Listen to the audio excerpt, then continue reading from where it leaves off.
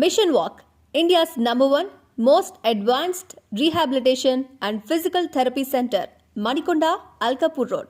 Call 9177 300 194. మా branches Hyderabad, Delhi మరియు పూణేలో కలవు.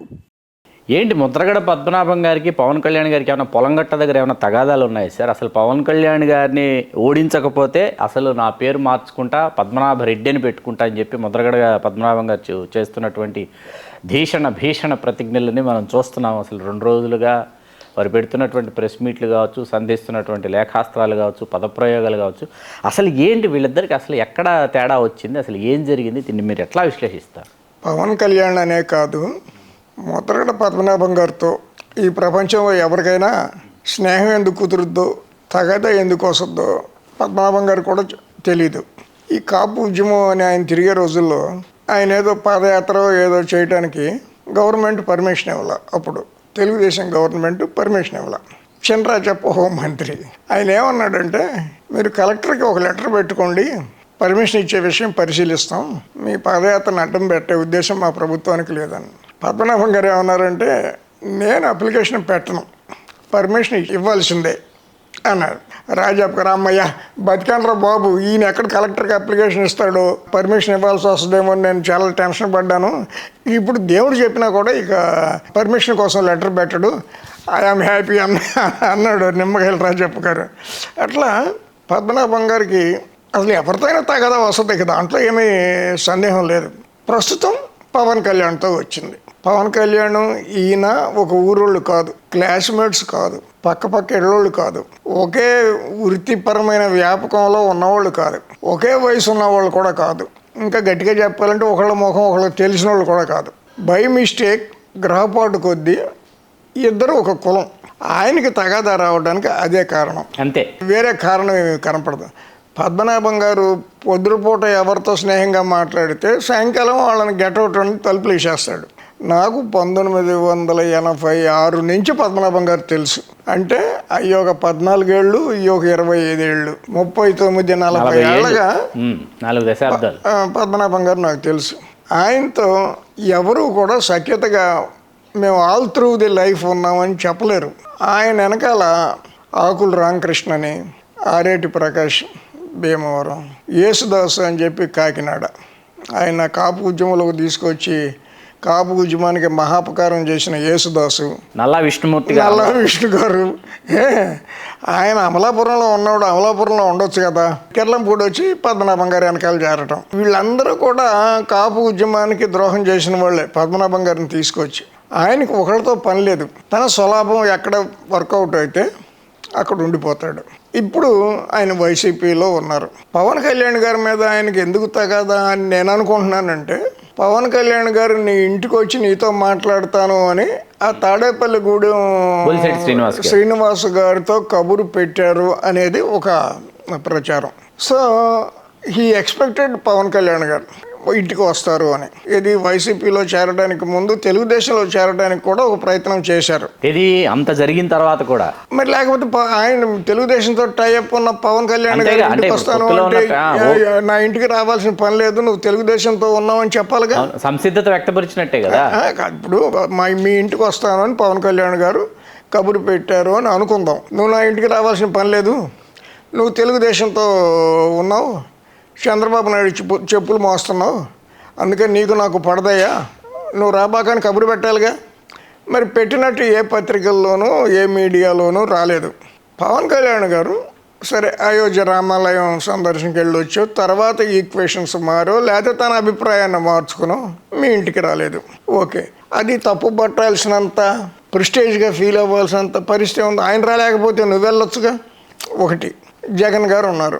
జగన్ గారు ఏమీ నీ ఇంటికి వస్తానని ఎప్పుడూ చెప్పలేదుగా, నువ్వే జగన్ గారి దగ్గరికి వెళ్ళావు కదా.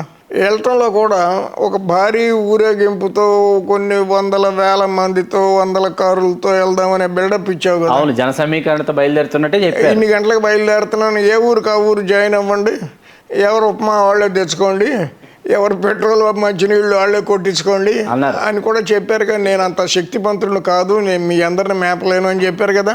నిజంగా అట్లా వెళ్ళటంలో తప్పే ఉంది. విజయవాడ వెళ్ళి ఒక 400-500 కారులతో ఇందిరా ప్రియదర్శిని గ్రౌండ్లోనూ, లేకపోతే సెక్రటేరియట్ దగ్గర ఖాళీ స్థలాల్లోనూ, లేకపోతే తుమ్మలపల్లి కళాక్షేత్రంలోనూ తన అనుచరులతో బ్రహ్మాండమైన మీటింగ్ పెట్టించి జగన్ గారిని పిలిచి ఈయనకి ఆయన కండువా కప్పి తన అనుచరులను అందరినీ కలిపి జగన్ గారు అడ్రస్ చేస్తే ఎంత నిండుగా ఉండేది. పద్మనాభం గారు ఓహో ఇంకా ఉన్నారు వెనకాల జనం అని ప్రజలంతా అనుకునేవాళ్ళు కదా. మళ్ళీ నెక్స్ట్ డేనే మీరెవరు రాకండి, నేను మా అబ్బాయి వెళ్తున్నాం అని చెప్పి 2 కారుల్లోనూ వెళ్ళి ఒక్కడే అక్కడ జగన్ గారి దగ్గర జాయిన్ అవ్వాల్సిన సందర్భం చూసాం కదా. జగన్ గారి దగ్గరికి నువ్వు ఒక్కడవే వెళ్ళగలిగినప్పుడు పవన్ కళ్యాణ్ గారి దగ్గరికి మంగళగిరి వెళ్ళడానికి నీకు నష్టమే ఉంది. అంటే పవన్ కళ్యాణ్ గారి దగ్గరికి వచ్చేటప్పటికి నీ ఈగోయిజం దెబ్బతింది. జగన్ గారికి ముందు నీ ఈగోయిజం లేదు. ఆయన తత్వం అట్లా ఉంటుంది. రాజశేఖర రెడ్డి గారిని అభిమానించాలని ఆయన అనుకున్నప్పుడు కూడా రాజశేఖర రెడ్డి గారిని పేరు పెట్టి పిలిచేవాడు కాదు, లీడర్ అనేవాడు. ఈస్ట్ గోదావరి రాజశేఖర రెడ్డి గారు రావాలి అంటే కీలకం జక్కంపూడి రామ్మోహన్ రావు దగ్గర ఉండేది.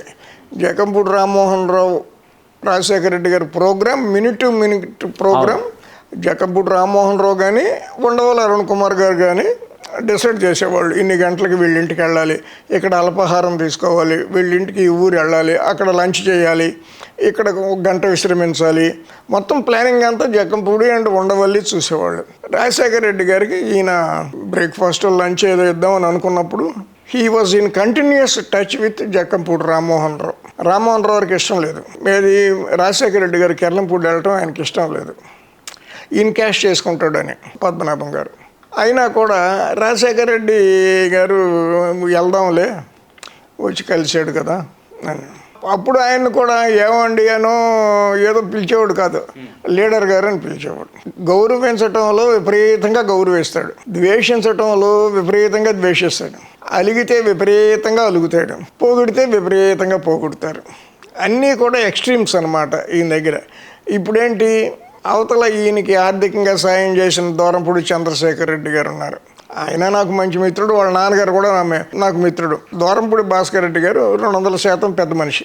దూరంపూడి చంద్రశేఖర్ రెడ్డి గారికి ఏమో వాళ్ళ తాత పోలికలు వచ్చినాయి, భాస్కర్ రెడ్డి గారు ఏమో చాలా పెద్ద మనిషి. అంటే దూరంపూడి చంద్రశేఖర్ రెడ్డి పెద్ద మనిషి కాదని నేను చెప్పేది కాదు అని చెప్పటంలా, కానీ భాస్కర్ రెడ్డి గారు is a very good gentleman. అప్పటికి కూడా వాళ్ళిద్దరి దగ్గర ధారాళంగా సహాయం పొందిన వ్యక్తి ముద్రగడ పద్మనాభం. భాస్కర్ రెడ్డి గారేమో రాజకీయ అవసరాలు లేకుండా పద్మనాభం మంచి మనిషి అని ఆయన పద్మనాభానికి నిలబడ్డాడు. దూరంపూడి చంద్రశేఖర్ రెడ్డి గారేమో పద్మనాభం వల్ల కాపుల్లో ఎంతో కొంత పార్టీకి ఉపయోగం ఉంటుంది అని చంద్రశేఖర్ రెడ్డి గారు నిలబడ్డారు.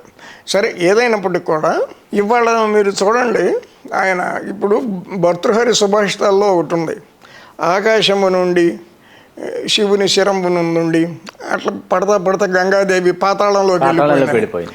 ఎక్కడ మొదలెట్టారు పద్మనాభం గారు? 1978 తీసేయండి. సరే, తండ్రి పేరు చెప్పి అప్పుడు చిన్న పిల్లోడిగా ఉన్నాడు, 25 ఏళ్ల కుర్రోడు కింద వీరరాఘవరావు గారు హఠాత్తుగా చనిపోతే వచ్చాడు, తీసేయండి. ఎన్టీ రామారావు అంతటోడి మీద తిరుగుబాటు జరిగినప్పుడు చంద్రబాబు నాయుడు గారు క్యాంపు పెడితే అప్పుడు వెంకయ్య నాయుడు గారు, చంద్రబాబు గారు, ఉపేంద్ర వీళ్ళంతా ఎమ్మెల్యేలు అందరినీ అక్కడెక్కడ నంది హిల్స్ వేసిపోతే ఎక్కడికి వెళ్లకుండా ఇంట్లో ఉండి తన ఐడెంటిటీని, తన గౌరవాన్ని కాపాడుకొని ఆకాశం అంత ఎత్తుకి ఆయన ఇమేజ్ వెళ్ళినప్పుడు అటువంటి పద్మనాభం ఇప్పుడు 100 మంది పిలిస్తే వచ్చేవాళ్ళు లేరు. వంగ గీత మీద ఆయన స్వయంగా 30,000 తేడాలో ఓడిపోయి వంగ గీతను నేను గెలిపించకపోతే నా పేరు మార్చుకుంటానంటే ఏమైనా మీనింగ్ ఉందా? వంగ గీత అదే గోలెత్తేస్తుంది. 2009 ఏమండి నేను ఈయన మీద గెలిచాను, జిల్లా పరిషత్ చైర్పర్సన్ చేశాను, ఎంపీని చేశాను, నన్ను పరిచయం చేస్తాడేంటి? 2 సార్లు రాజ్యసభ కాదు, నన్ను ఓటర్లకు పరిచయం చేస్తాడేంటి? ఈయన మీదే కదా నేను గెలిచాను 30,000 తేడాలను. తరుడు వచ్చాడు ఆయన, సెకండ్ కూడా కాదు. ఏంటంటే అవుట్ ఆఫ్ టెరిబుల్ ఫ్రస్ట్రేషన్, కాళ్ళ కింద నేల జారిపోతుంది, రాజకీయంగా గుర్తింపు కోల్పోతున్నారు. ఏదో చేసి మళ్ళీ తనకి పద్మనాభన్ బీసీల నంబర్ కదా, అంత న్యూసెన్స్ చేసిన తర్వాత కాపు నాయకుడిని కాపుల నంబర్ కదా, కార్డు దించేశాడుగా, ఏది కార్డు దించేశారని చెప్పేసి నంబర్ కదా, నమ్మటం లేదు. ఎస్సీలు వాళ్ళు అసలు వాళ్ళ దగ్గరికి రానిస్తారని నేనైతే అనుకోవట్లేదు. మరి మరి ఈయన ఏంటంటే అంటే ఏ వర్గాలకి ఈయన చేరువై ఏది మాట్లాడితే మళ్ళీ తిరిగి మనం లైమ్ లైట్లోకి వస్తాము అనే ఒక దుగ్ధ తప్ప ఏమీ లేదు. మీరు ఎప్పుడైనా అబ్జర్వ్ చేయండి, నేను 85 నుంచి చూస్తున్నాను. పిల్లోడు కానీ నాకంటే పెద్ద పిల్లోడు పరిచయం, బాలు చిన్నతనంతో పరిచయం లేదు, మరీ చిన్నోడు నేను కాకినాడలో ఉన్నప్పుడు, అందుకని నేను గమనించి ఉండను, అతను కూడా నన్ను గమనించి ఉన్నాడు. బాలు మా ఇంటికి కూడా వచ్చాడు కాకినాడలో, చాలా పొలైట్ అతను. సరే హెల్త్ భగవంతుడు, మన దురదృష్టం అతను చేతికి రాలేదు, వదిలేద్దాం. అప్పటి నుంచి 1986 నుంచి 39 ఏళ్లలో పద్మనాభం గారు ఒక నిర్ణయం తీసుకుంటే, ఒక స్టేట్మెంట్ ఇస్తే ఇంట్లో సభ్యులు దాన్ని వ్యతిరేకించటం, మారు మాట మాట్లాడటం, లేకపోతే నువ్వు ఈ పని చేసి ఉండవలసింది కాదు అని అనటం నేను ఇంత మటుకు వినలా. అసలు ఆవిడ్ని చూడలే నేను ఇంత మటుకి. పద్మనాభం గారి మిస్సెస్ ఈ నిరాహార దీక్ష చేసినప్పుడు విజువల్స్ చూడటం తప్పించి నేను ఒక 100 సార్లు వెళ్ళి ఉంటా వాళ్ళ ఇంటికి. 100 సార్లు ఆ పాప పెళ్ళి కూడా వెళ్ళాను. చిన్న అమ్మాయి, మా అందరికంటే బాగా చాలా చిన్న అమ్మాయి కదా, రాజమండ్రి ఇచ్చారు. అది ఆవిడ పద్మనాభం గారి మిస్సెస్ని నేను ఇంత మటు కంటితో చూడాల. ఇంత సన్నిహితుడైన జర్నలిస్టుని నేను అయ్యుండి ఆ కుటుంబం నుంచి ఒకళ్ళు మా నాన్న చేసే పని తప్పు అని చెప్పడం అంటే దాదాపుగా మొదటిసారి. అందులోనూ మగపిల్లోడు చెప్పడం అంటే అదొక పద్ధతి. ఆయన కడుపును పుట్టిని సరే ఎక్కడికో అత్తగారింటికి వెళ్ళిపోయిన తర్వాత కూడా ఆవిడ మా నాన్న చేసింది కరెక్ట్ కాదు, పవన్ కళ్యాణ్ తిట్టించడానికి జగన్ గారు ఈయన వాడుకుంటున్నారు, అంతటితో ఆగల ఆవిడ. రేపు ఎన్నికలు అయిన తర్వాత మా నాన్న ఎట్టుకోకుండా పోతాడు, అది పక్కా అని కూడా ఉంది.